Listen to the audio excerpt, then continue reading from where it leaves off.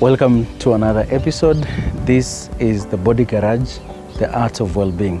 My name is Dr. Chepsi as the host for today. And today we are going to talk about all things nutrition. And I know as you're seated in your homes, you ask yourself if what you are consuming every day is nutritious and helpful to your body. No more questions. Today we have our guest here. Jesse is going to take some time and help us understand what is happening to our bodies as we consume the food. So karibu sana Jesse. Asante sana. Pleasure to have you here. Pleasure to see you too. Before we proceed, please take some seconds and just introduce yourself to our viewers so that they may get to understand who you are and what you do. Okay, my name is Jesse D. Davis. I'm the hospital nutritionist. My concentration is basically clinical. I deal with all dimensions of nutrition as far as the health is concerned. Yeah. One, deal with critically ill patients, deal with maternal mother, deal with pediatric patients, yeah, and we are able to tailor diet concerning whatever condition they have. And also for people who have challenges with weight, we come in to help manage their weight because it's very important that the body is well taken care of. So we are here to help. Yeah. And I take this privilege to give God the glory for the opportunity to meet the team so that we are able to share our expertise and ideas with our audience so that they are able to know what is right and what is wrong. So yeah, thank you. Karibu sana. Wow, thank you very much. Okay. Now let's pick up where you just left. So before we go to the specific types of people that you take care of, in general, what are the kind of services that you offer as a nutritionist? As a nutritionist, my services within the hospital is to make sure that I'm able to cover all my clients categorically. We have people who have different challenges with their body. So that is the kind of services we offer. And we also not forgetting of the pregnant women. We call them the antenatal mother. We do offer prenatal or nutritional services to people who want to have babies, who are preparing themselves before getting pregnant. We also offer antenatal services, people who are already going through the period of the pregnancy. We call it gestational period. So we are able to tailor a dietary pattern that will be able to cater for their nutritional needs and that of the unborn child. We call them the fetus, the growing baby, so that they are born healthy. Yeah. And then we also offer postnatal nutritional services. That is when the child is already delivered. Yeah, so that we ensure that this child becomes very useful and helpful to the society. Yeah. Yeah, so that is the kind of services we offer here. Yeah, that's quite a good range, wide range of services. Yeah. But let's pick just from where you have left. Okay. This is a child now who has been born, and they need to feed. So the first mode, the best meal for a child who's been born is obviously breast milk. Yeah, you are very correct. You are very correct. Yes. We have something we call different developmental stages throughout the pregnancy. In fact, we call it the first 1,000 days. Yeah. 1,000 days. The first 1,000 days in the life of the child. It means from the time the mother conceived, from conception to the child's second birthday. So it go through these stages. That means the nutritional practices of the mother also has an influence over this child. So when the child is born, the first meal for the child, which is the gold standard, is breast milk, because the breast milk, for obvious reason, it is nutritionally complete. It is feasible in terms of the mother don't need to go and buy the milk. It is forever ready. You don't need to prepare. Yeah. And then one of the things of breast milk is very miraculous. Breast milk have over more than 240 enzymes that carry on their own or digestive processes, so the baby body does need to go through a lot of complex activity to utilize the breast milk. So the breast milk has all of the nutrients that are available for brain development. And one of the major substances that are found in breast milk, which we really advocate for the breastfeeding of this mother during the first 6 months exclusively, is that substance we call the human milk oligosaccharide. It's HMO. The HMO is very important because This substance, it is also called prebiotics. It helps to develop the gut integrity of the child. So the mucous membrane is very good, which will be very much significant in future of digestive processes and metabolic processes, especially as far as the gut health is concerned. So the good bacteria are able to feed on this substance, which we are referring to as prebiotic, for the maturity of the gut, so that as the child involved, they don't stand the risk or higher risk of developing complications in the future, like lifestyle diseases, like the or communicable diseases like type 1 or type 2 diabetes or hypertension and so on. So breast milk is very important. The mother don't need to worry about whether the child is being fed in terms of a balanced diet, because everything within it is optimal and it's just at the right proportion for the growth and development of the child. Yeah. And the brain being one of those organs that really need to be developed. So yeah, we pick it up from there, and I do believe that if a mother is able to successfully breastfeed exclusively, yeah, she's going to have a child who will become academically competitive. Yeah. Now let's circumstances happen that after birth a mother might not be able to breastfeed for several reasons. Are there alternatives? Yeah, there are alternatives, and this is where we will also like for the policymaker to really pay attention to these challenges. Number one, sometimes these mothers, they are born, like they give birth to children that are premature. This child is born premature, and there are so many circumstances surrounding a child being born at the level where the child is not mature to be delivered. We call it prematurity, which means the child did not reach the gestational age. So the mother might give birth at 26 weeks, at 27 weeks. In this kind of situation, breast milk is also the first option. But looking at the demand of the growth tissue, because we have nutrients that are responsible for different segments of the body as far as the body functionality is concerned. We have energy, we have growth, and we have protection in those three categories. Now, in terms of growth, protein is very much required. And at that level, the breast milk might not be sufficient for the tissue growth in terms of development of the child. So we need to top up that breast milk by adding something we call breast milk fortifier. So in that case, it is necessary, and also there are some micronutrients in terms of vitamins and minerals have to be checked, like magnesium, calcium, iron level. All those things have to be added. So yes, after birth, for one reason or the other, a mother might not be able to breastfeed. So are there alternatives to breast milk? Yeah, there are alternatives, and this alternative is very important, especially for those mothers who give birth when they are not yet full time in terms of the gestational age, meaning mothers give birth due to so many reasons, so many factors that influence that early delivery. Some of them have what we call preeclampsia, that is, or hypertensive or hypertension, or in pregnancy, or pregnancy-induced hypertension. It happens. Sometimes gestational diabetes, which we talk about, the sugar level is high. Those are factors that influence those complications. They might give birth. For some other reason, they might not have that, but then the child is just born earlier.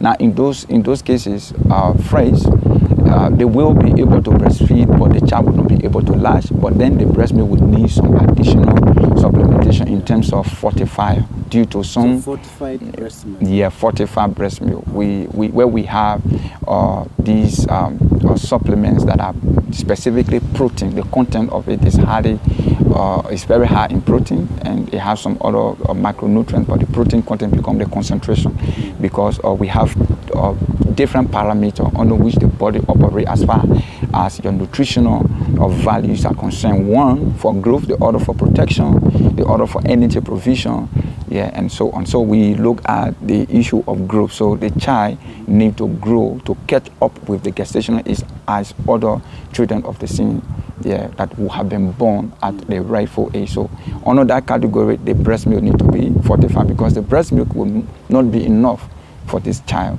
And then in some cases, sometimes the mother might give birth very normally, but the mother passed on during, we have a maternal death, and then the mother is not present. Like in other developed world, maybe in Europe or other, like the Western world, Kenya is getting there. Actually, there is the hospital in Mombasa or Penny or hospital, they were trying to create something called breast milk bank, where mothers are able to donate their breast milk, and this breast milk go through or scrutiny, and like the way you donate blood, and then they are scrutinized so that it's fit for a child to consume. In as much as it's not from the breast of the mother of the child. So those options are there, but in Kenya they are yet to get there. So another option is formula, where they are able to give formula to this child specifically because of the mother is not there for for the purposes of breastfeeding. So there are so many brands of formula there in the market. They are good. But the nutrition will be able to determine which one of them is okay for the child, depending on the need of that child. The formula is not 100% breast milk, but at least it's closer to the breast milk. Like for example, there are some other actions that need to be discouraged, especially for people who might not have access to these formula maybe in the rural area. But we thank God for the government and the policy, and from the Ministry of Health, they are actually making every technology available that every hospital within the nation they are covered.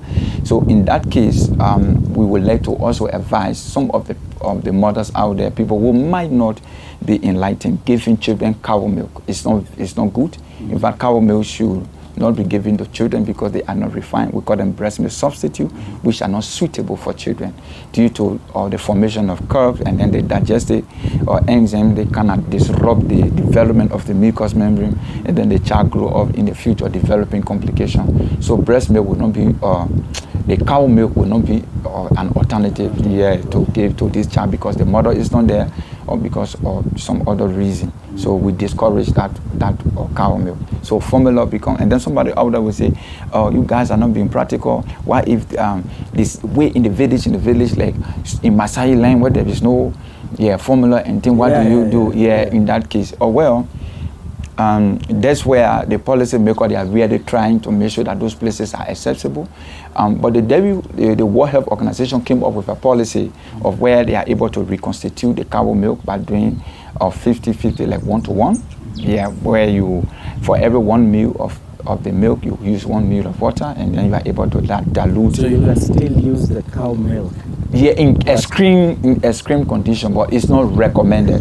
It's not recommendable because of the complications and other challenges that are associated, which we call the contraindication. But in case where it is a life and death situation, then of course we will say we recommend that technique. But it's not feasible, and it is not something that we are going to look at. But I'm very sure in every government hospital or in every segment of this country, there is a nutritionist who will be able to give an advice on what to do and to source for this formula for this mother to use. And then the last circumstances could be this mother is infected with HIV and AIDS. Now this mother, you have to ask whether she will be able to breastfeed exclusively or give formula exclusively, because you can't do one called mixed feeding. The person is breastfeeding at the same time you're giving formula. If you do that, the child immunity is already at risk of becoming compromised. So the doctor will be able to introduce a fresh line of the HIV and to make sure that the child does not have it if the child was not born with this virus, because the mother is not breastfeeding, the child is exposed. So in that process of breastfeeding, they give it prophylactically so that child will not be able to have the virus. But in case the child have it or for any reason it's possible, still the mother will be able to choose whether to breastfeed exclusively or will give formula. You don't do the mix. So in those cases, you have alternative to give. But we are very specific. It's not just any other alternative where you find out in some community people give porridge to children, especially at those ages, even 3 months and all those things. Those things are not recommended, because remember, this child or being a juvenile, their organ system is still developing. And these are food substances that require complex digestive processes. And the child organ system is not mature. Like the pancreas, there are specific enzymes that are supposed to be produced. The hydrochloric acid, all those complex substances or enzymes or digested juices that are supposed to be produced by the pancreas might not be at that level or might not be able to produce some of them in their quality amount. So you cannot compromise the digestive system of the child. And then somebody will argue and down the comment section say, but my mother, I was there, I saw they giving this child because the mother that will give porridge and this one, and the guard is okay, and then the child might look okay. But what is happening is we are not looking at the long time. Yeah, when this child becomes mature, you find out that most of the time, most of the children returning to school, even they come here, they start having gastrointestinal complications, issue with gastritis, inflammation of the epithelial tissues of the gut. People start having ulcers at early age. You find out that somebody at 21 already have kidney problem. Someone at 22 already have hypertension. So some of these things can be traced down there. So in as much as the repercussion might not be instant, but there is a risk that in the future they might develop other complications because of that early introduction that did not allow the maturity of the gut and other organ systems that are responsible for the digestive process. Yeah. So when is the right time to introduce these foods into a child? The right time is at 6 months for obvious reasons and other reasons that are very important. When the child is born, the iron level of the child it is given from the mother. Yeah, when the child was in the uterus. So the child is born with that correct iron level. At 6 months, there are these things that are neither. One, the iron demand increases and the level of iron at that time has depleted. Number two, the energy level of the child, the demand increases because this is a child who needs rapid tissue growth, but then the breast milk is not enough. Remember I told you like the breast milk at times is not enough for the development of the growth of the child. So they need to introduce extra feed. This introduction of extra feed, we call it complementary feeding, which starts at 6 months. Yeah. And when it started, there are one major reason we encourage this complementary feed is brain development. In fact, at 2 years, remember I told you the first 1,000 days in the life of the child, where you have the 180, and then you have the other numbers if you do the maths. So you will find out like the brain development of the child is at stake. Yeah? The brain of the child will become the 80% of it will have developed when the child reaches 2 years, which is at their second birthday. So within that first 2 years, starting from 6 months, you need to start introducing high iron food. I've been hearing from other mothers that was told that we should not give animal protein to the child until the child reaches 1 year. And you know, those are if mythetical, is a myth. It's not true. In fact, it's good to introduce those food to the pulses, which include beans, the pulses, which we call now,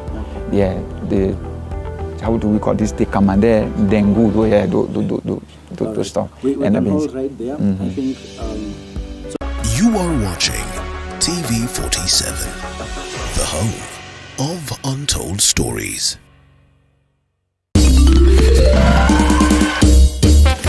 Sona moja imetengenezwa kwa njia spesheli ili kupambana na maumivu kwa haraka.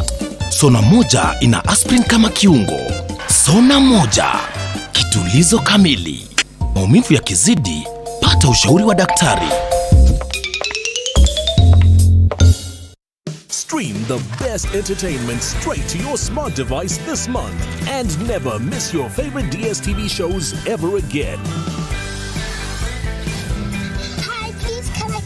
Yeah, you can put it under. There's so much going on beneath the surface. Secrets lead to lies. Gertrude finally said yes to Joshua's proposal, and this is our perfect wedding. The DSTV app. Download it today. Sonadol Extra imetengenezwa kwa njia spesheli kupambana haraka na maumivu ya kichwa, mwili na hata meno. Sonadol Extra, hakika maumivu yakizidi, pata ushauri wa daktari. You are watching TV 47, the home of untold stories.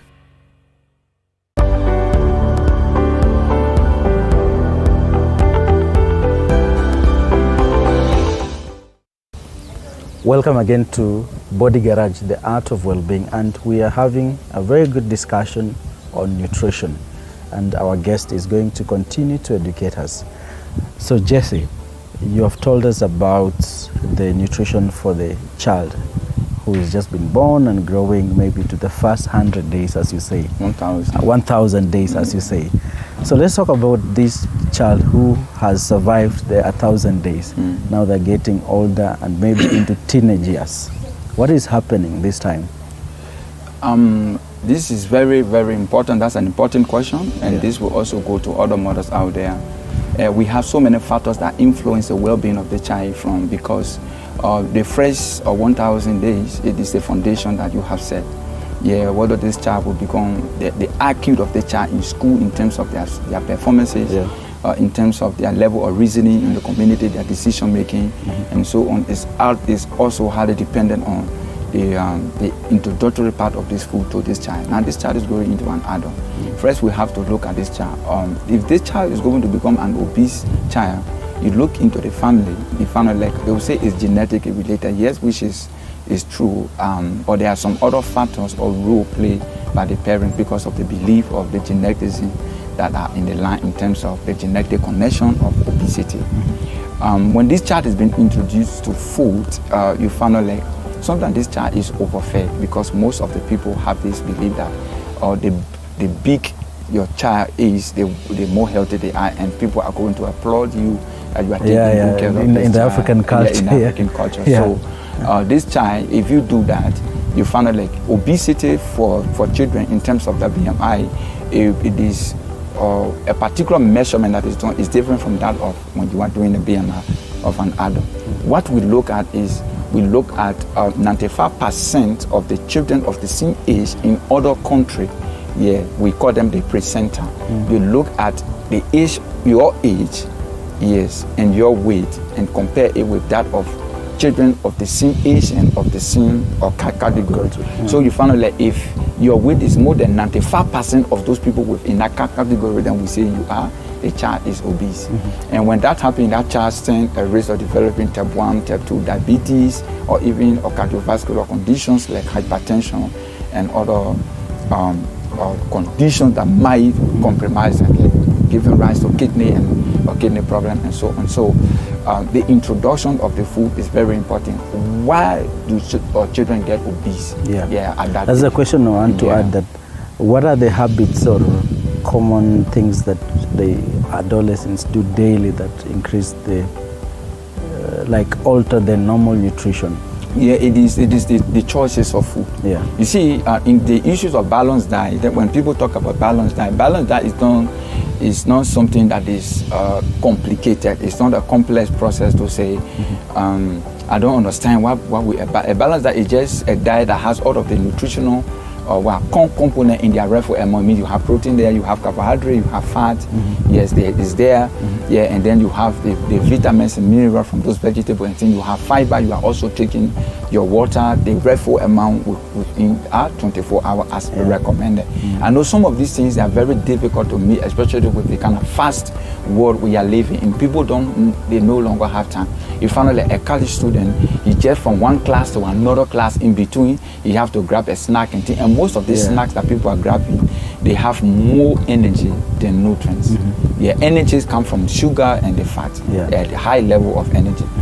And this sugar we talk about, it don't necessarily have to be the sucrose or those type of sugar you put in food. It's something that have a lot of content of carbohydrate, because they will be transformed into sugar in the body, which is the global level. And they are processed, your body produces a lot of insulin, meaning when insulin is produced a lot, the fat will not be broken down, the metabolism of fat is reduced. Eating a lot of food slows down your metabolism because the body has to now get into the mode of storage. The liver convert the excess of the sugar into fat. They are kept. Lipids are in three forms. You have something called the phospholipids. The phospholipids are the ones that are found in the membranes, which is around every organs, or which of course in high school you were told your cell structure, you have the cell membrane, and that is the membrane we're talking about, made of phospholipid, which is another form of lipid. Now those things become a lot. It is the one that exposes you to complication in the future.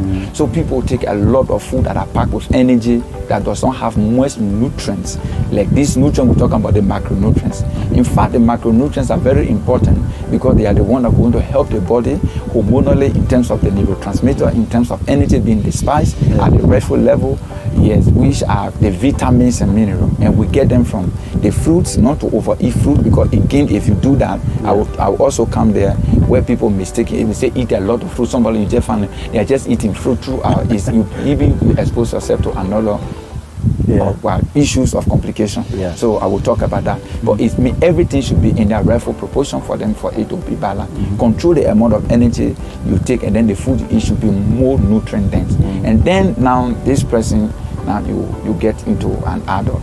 Now those habits that have been introduced at weaning, where you found most of the people are mashing potato, it's not wrong. It's very good because those are sources of carbohydrate. But you found out like how many of them are you giving, like the quantity in terms of what is the quantity that you are giving. People feed their children throughout with those excess carbohydrate, mash or bananas called matoke, pumpkins, this one they are mash, and then you found that there's no protein. We're supposed to give the source of iron for this child brain to be developed. So you found out they are just big and big and big. So they develop those teaching their gene system to become more storing than utilizing. So as they grow, those habits become an induced habit from the parents and the way in which their nutritional practices were established, and then they grow up with those things. Now you are an adult, you are in school, from school, you meet other kids, you are eating sweets, you have biscuits there, you have chocolate there, you have ice cream there. All these things exposes the child to becoming obese because of too much of our energy. And remember, these energies are coming from the sugar and that of the fat. You see, people are now introducing chips, sodas. You find like a family is going out on the weekend. What you see on their table, you have some pizza, you have fries, you have sodas and things, and they say once in a while come wear this sport. But what you are doing is you are introducing or you are inducing habits and attitude. So what you do today, tomorrow it becomes a part of their lifestyle. So people grow with those indiscipline. Eating wrong, nutritional indiscipline. Nutritional indiscipline. So you find out like most of the time, you find out most of our elderly people from the village, you see them, so people ask, these people, is it because they are in the village, that's why they are not like the way we are in this city? It's not about city, it's not about village. But frankly speaking, balanced diet is very expensive, especially eating healthy, especially in the economy now. It's expensive, it's not a joke, but it is sacrifice, it calls for sacrifice. And healthy food is cheap. Healthy food is cheap. Relatively, the word cheap is relative. What is cheaper to you to another person could be very expensive. But to eat healthy is expensive. Let's be frank, it's very expensive. Now, it is something that the fact that it's expensive, it's not an excuse for you to eat wrong. It's just to have an idea on how to make your choices. So most of the time, people are concerned of how full they are to have this energy, but how well the food is helping the body in terms of strengthening. Remember I told you the categories. Your body has to be protective, it has to grow in terms of your cellular metabolic processes, tissue has to be replenished and stuff and things like that, and then you need energy, which is coming from the carbohydrate. But most of the choices that people make around now, they need energy because of the time that they have to work in between classes and all those things. So people don't plan their meal on a daily basis. So you have to be able to plan to fit it in. When would you be taking food that is vegetables or fruits and all those things and things like that. You can't suggest somebody to say your food should be like 1, 2, 3. No, it's not like that. But it's just having an idea or knowledge when you are eating what are those choices you should make, so that you are not overeating a particular segment of of the food. If you find yourself you are just eating food, it can become unhealthy. If you are just taking chips, bread, and so that it becomes unhealthy. If you are just taking so it has to be balanced throughout the day. So how should a plate look like? A plate, like for example, we have different people. Like that's where the individualization comes in, like individualizing. Like for example, let's say, just a healthy person. No diseases, nothing. Look, like somebody who is normal, because what you are doing, whenever you are eating, or think of what will happen into your body and what you will become like in 10 years from now if you continue to eat like this. In your plate, you can do beef, you can do fish, you can do chicken, you can do beans, whatever you want to do as a source of protein. It should be moderate, not a lot. Like Or nowadays you find somebody eating a whole kg of goat meat and then say it's protein, and then you find they are taking some alcohol and other stuff, and it shouldn't be like that. Like your meat or serving, like if you were to count the beef that you will be taking in that place should be no more than 8 pieces or even maximum around 10 there.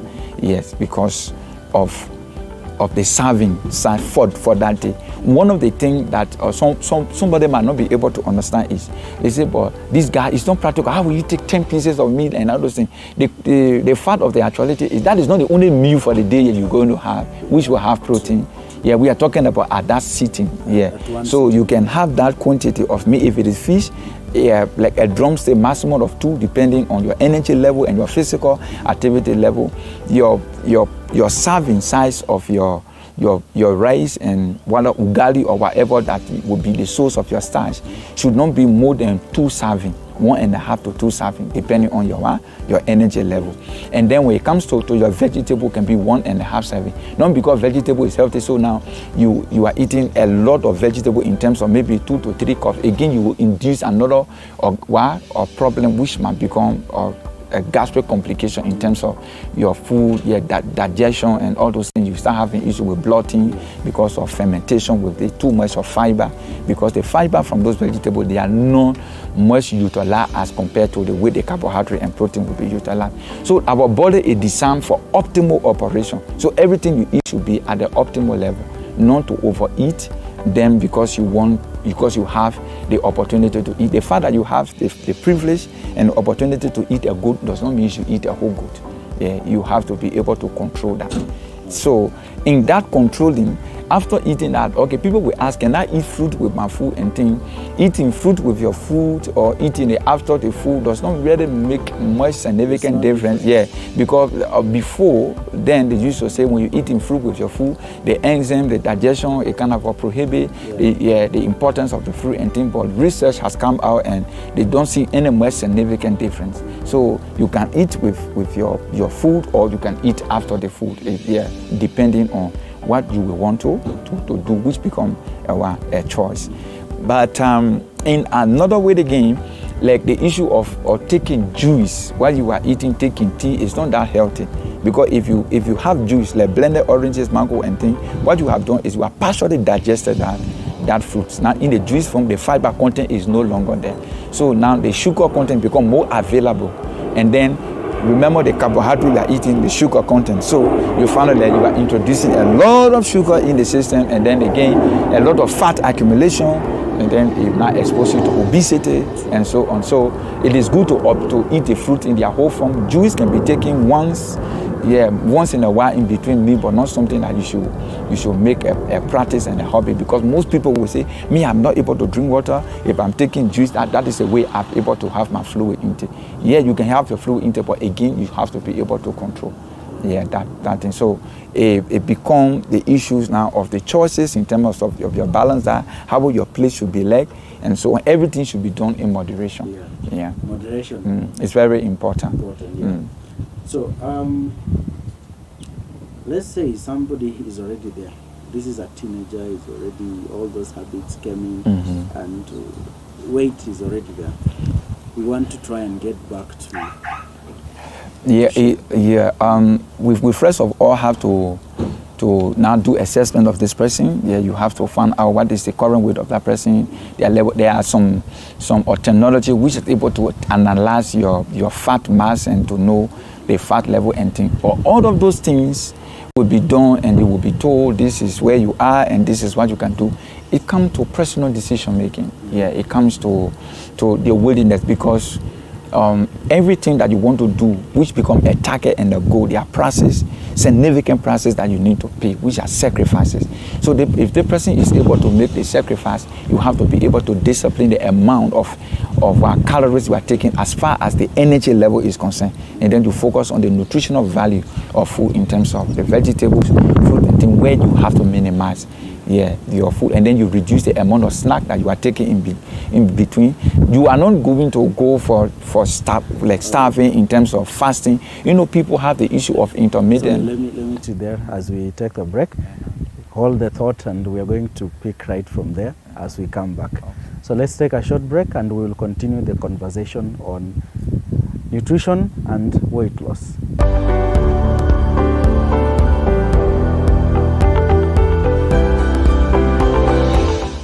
You are watching TV 47, the home of untold stories.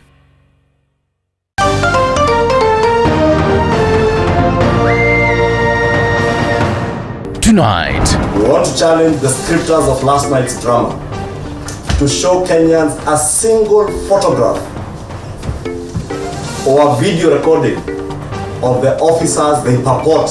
the government says former Interior CS Fred Matiang'i stage-managed his arrest. This as Matiang'i gets anticipatory bail to stop his arrest. These members who have defected from Azimio coalition need to resign their positions.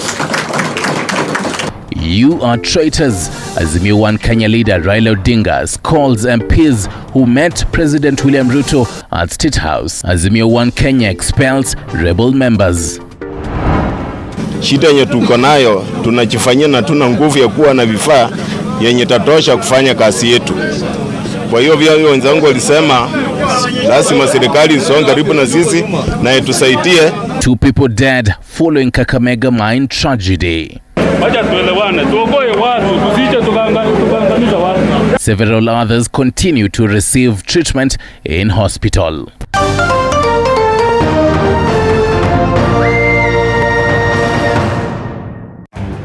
If Tekra was 100%, I used to just breathe in 5% of her brain, which was so smart. You need to go, but you do your part, you fight justice. Mystery of floating bodies in River Yala continues to deepen after 7 more bodies were retrieved from the river. Nobody had that right to take that life. It's a bad feeling. Terrible. When we go to court, we noticed a lot of surveillance on our team. Nikiwafikiria ama nione picha zao, mimi nalianga usiku mzima. Hata kama vijana wangu watarudi, lakini sitawasahau. This is the last door.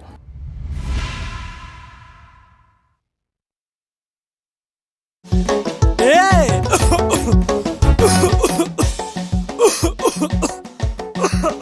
Kaluma King Herbal Lozenges zinazo nguvu maradufu kutuliza kikohozi, vidonda vya koo na mafua. Kaluma King ni shwari.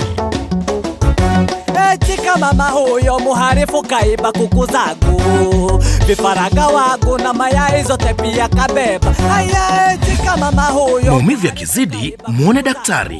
Mount Kenya University takes pride in being an academic giant with some of the best infrastructure, imparting knowledge to the best brains in the country and the region. Our members of faculty are keen to deliver market-driven programs in science and humanities with a keen focus on linkages with relevant organizations. Join us today and train with the best to become the best. Mount Kenya University, unlocking infinite possibilities. Are you looking for a college that will shape your future career? At Candy College of Beauty and Applied Sciences, we offer advanced courses with personalized attention to our students. Come and get your diploma or certificate in cosmetology, hairdressing and beauty therapy, diploma in community development and social work, or certification in catering and accommodation operation. We also offer diploma in nutrition and dietetics and many more. All of our graduates have secured employment in the job market, while others have gone into entrepreneurship. What are you waiting for? Join us today. For more information on how you can enroll, visit us at the London Beauty Building, 5th floor, Taveta Road, Nairobi, or call us on 0726 031 109 or 0784 515 606. Facebook, Candy College of Beauty and Applied Sciences, or on Instagram, Candy College of Sciences. Our January intake is ongoing. Candy College of Beauty and Applied Sciences is the cutting edge college. You are watching TV 47, the home of untold stories.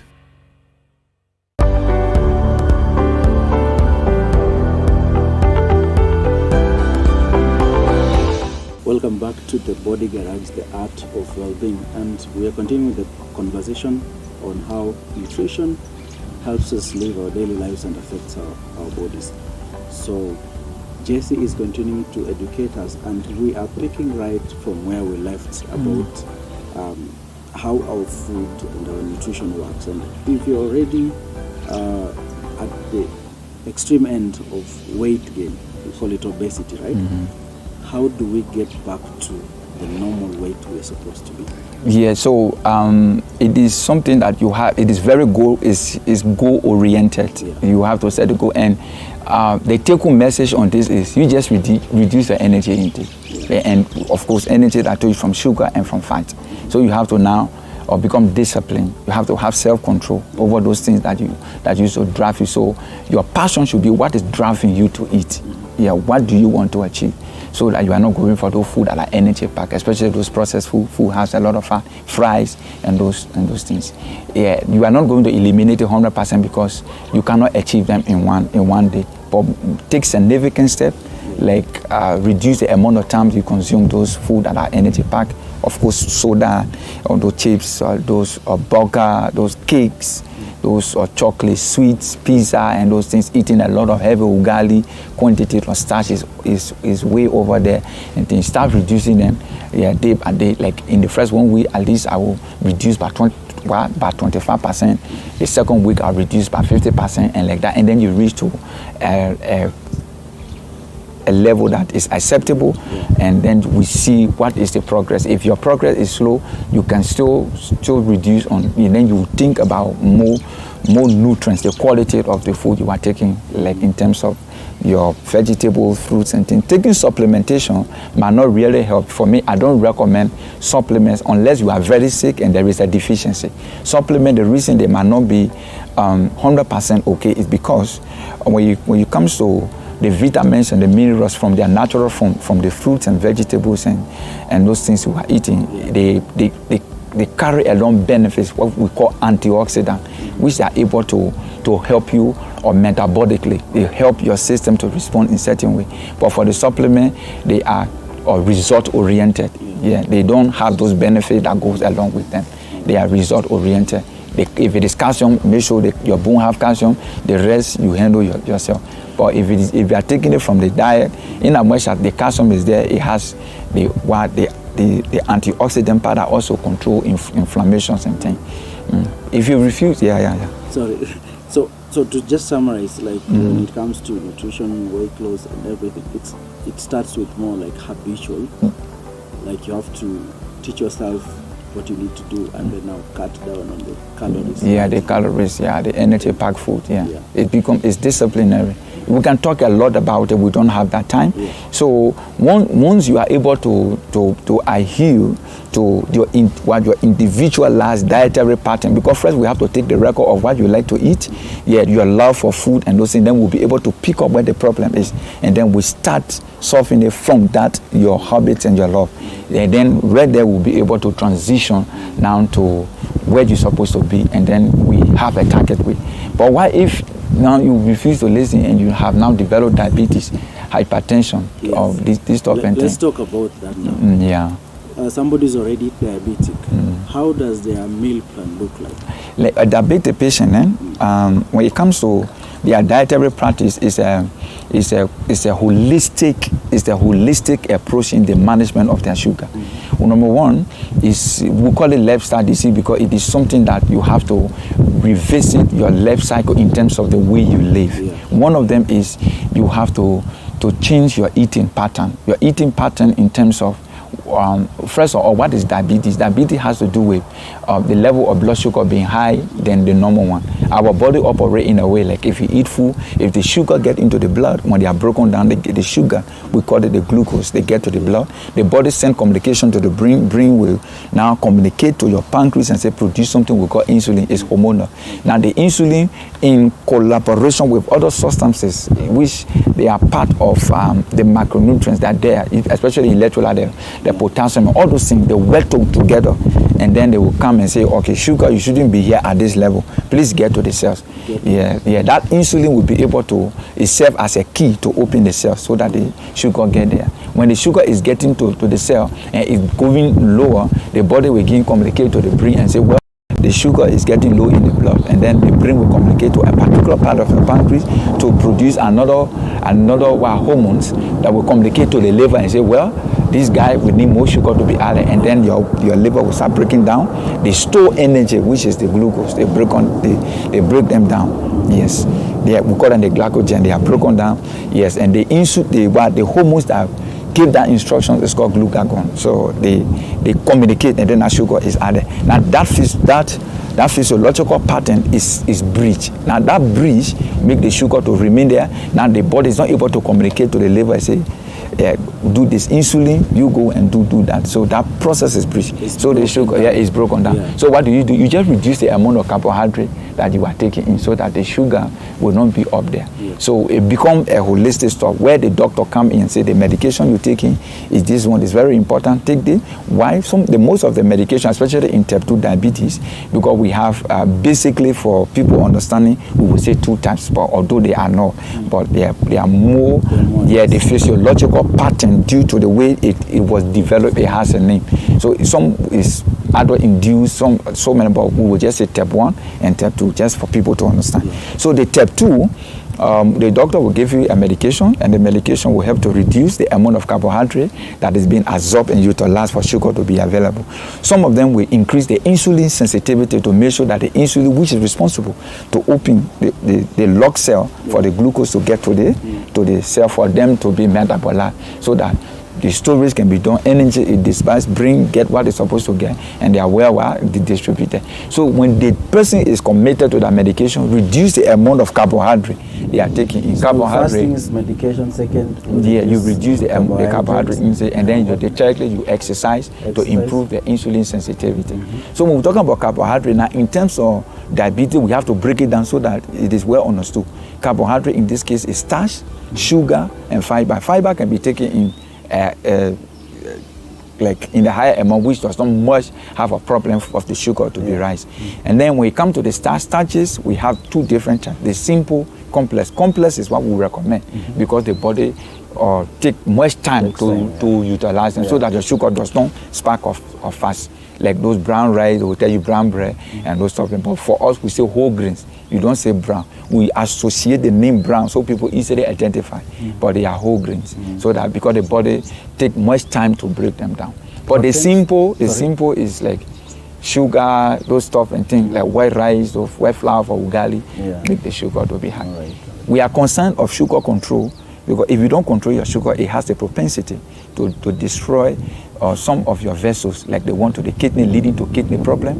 It causes something we call neuropathic. It means it causes some nerve damage where you are not feeling pain in your legs.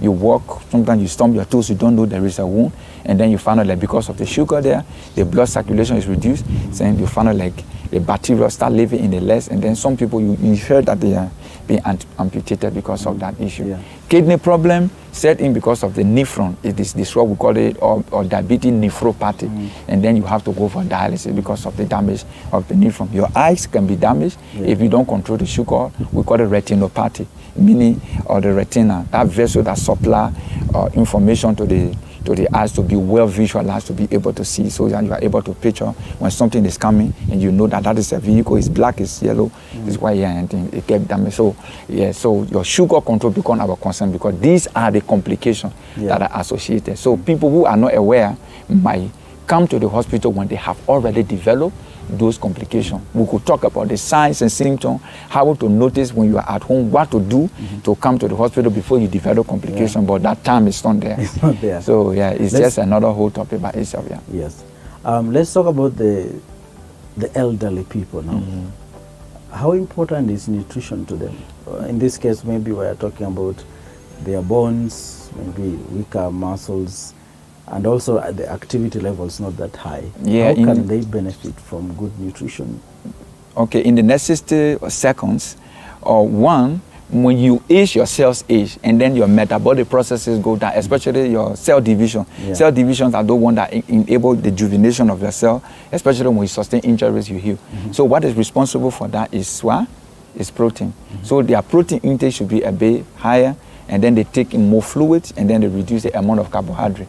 they take in their food, because their body does not have that capacity to deal with those complexity as far as digestion is concerned. So their protein content should be a bit on the higher level. The issue of carbohydrates should be reduced, taking more fluid, and their food should be more nutrient dense than energy packed, so that they are able to so less energy, more nutrients. Yeah, more nutrients. All right. Yeah, especially for hormonal activities, the bones and stuff and things. Where now for them now you can even initiate them on supplements. Some of them depending on the status of because of arthritis and so on. Mm-hmm. Yeah, these are most of the practices that elderly people have, which is wrong.